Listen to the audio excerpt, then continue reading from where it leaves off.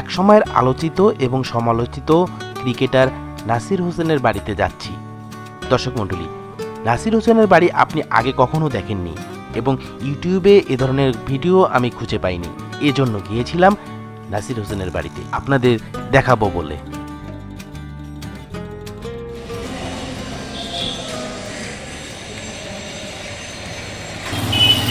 রংপুরের মূল শহরেই ক্রিকেটার নাসির হোসেনের বাড়ি। আমরা এখন ঠিক নাসির হোসেনের বাড়ির গলিতে প্রবেশ করছি।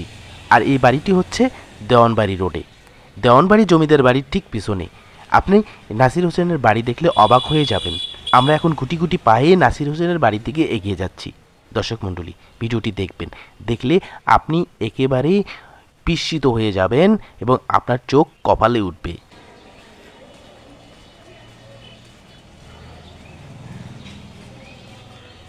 ক্রিকেটার নাসির হোসেন ছোটবেলায় এই গলিতেই ক্রিকেট খেলতেন এবং এখান থেকেই খুব কষ্ট করে তিনি জাতীয় টিমে অংশগ্রহণ করেন এবং জাতীয় টিমের হয়ে বাংলাদেশের হয়ে অনেক বিজয় এনে দিয়েছিলেন।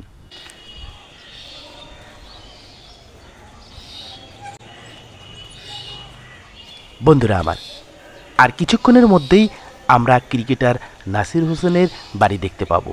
আপনারা যারা নাসির হোসেনকে চেনেন তারা জানেন একসময় খুব আলোচিত এবং সমালোচিত ছিল।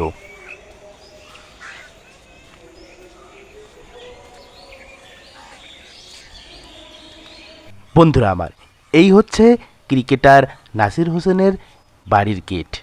এই বাড়িতেই নাসির হোসেন থাকেন।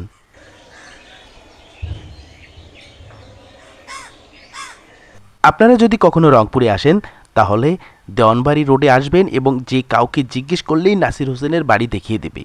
বন্ধুরা দেখতে পাচ্ছেন, এটি হচ্ছে ক্রিকেটার নাসির হোসেনের বাড়ি।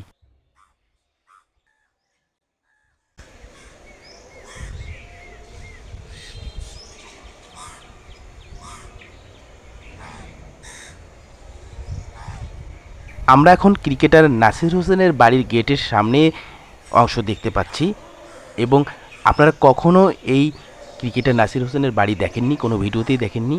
আজকে আমি আপনাদেরকে প্রথম দেখাচ্ছি। অবশ্যই ভিডিওতে লাইক, কমেন্ট ও শেয়ার করবেন। ক্রিকেটার নাসির হোসেন এই বাড়ি থেকেই খুব কষ্ট করে ক্রিকেট খেলা শিখে জাতীয় টিমে অংশগ্রহণ করেছিলেন, সফলতাও এনে দিয়েছিলেন, তবে সেটা বেশি দিন ধরে রাখতে পারেননি।